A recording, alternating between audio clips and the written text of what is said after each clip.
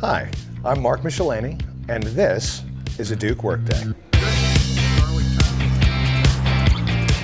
I have been with Duke for a little bit over 2 years. I was hired as the executive chef and menu planning specialist. Spooky season is behind us, and we are now entering the holiday season. For most chefs, this is kind of where we shine. We have a tremendous opportunity to be serving our Thanksgiving meal for all of our students who are about to go out on their fall break. Traditionally, for this particular meal, we see roughly 1,200 students.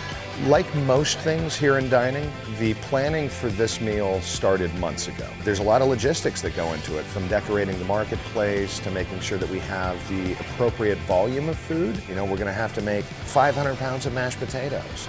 We're gonna have to make 350 pounds of sweet potato casserole. We're gonna have to make roast turkey, roast spiral ham, smoked turkey, the green bean casseroles. You know, pretty much all the fixings. It's a lot, but my team is really, really great at doing this. The moment that the students step into our building, they see that something special is happening. And so from the menu design to the way that we pour love into the food to the way that we transform the marketplace, it makes it all worthwhile.